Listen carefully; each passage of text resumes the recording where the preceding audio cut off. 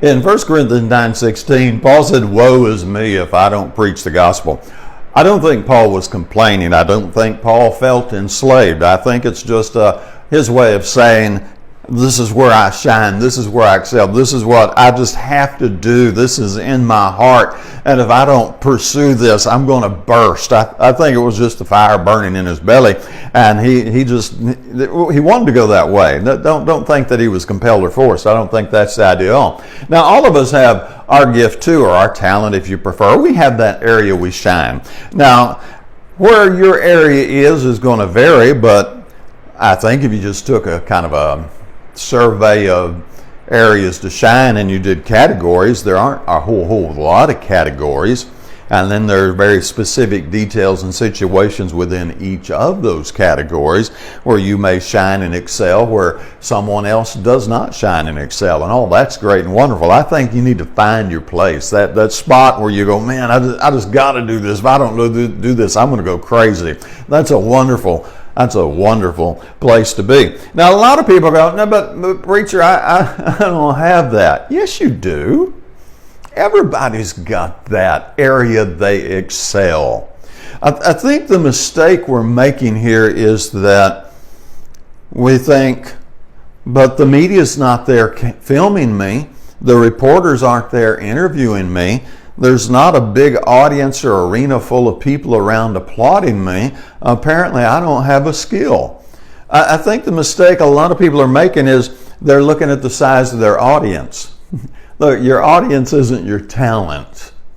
Your talent is that thing that gets you out of bed in the morning. That talent is the thing that is your passion, your desire, what you hunger to do. And whether you have an audience of one or two, or maybe a few more, that's not the point. Really, you ought to really start a very small audience. So you're married, then your mate's your number one audience, right? You have family that's living at home with you. There's your audience. It's only 3, 4, 5 people. You have, your parents still with you perhaps, and your children, wherever you're at in life. There's your audience. That's the primary place you want to wow. And then if you happen to expand beyond that, and you have talents and spirituality that influences people in a little bigger spectrum, let's say at your workplace, that would be common enough. Maybe some community volunteer work of some sort or another, and there are a lot of options there in the community. Your local congregation, your church family, there's just some, so we might stretch that out to maybe 100 people, maybe. And that's it. That's as far as most of us are ever going. If you go a little farther, that's great. But don't worry about the audience, and don't worry about the media and the headlines and whether the reporters are there wanting to interview you because you're so great and wonderful and awesome. That's really just pride and arrogance. But go, look, I got a talent.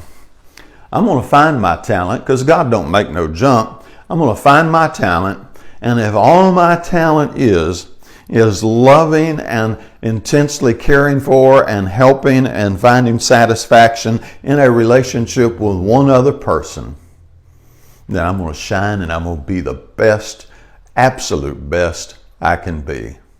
No, that's awesome. Then you're kind of like, that's where you excel. Find that place where you excel and let your light shine.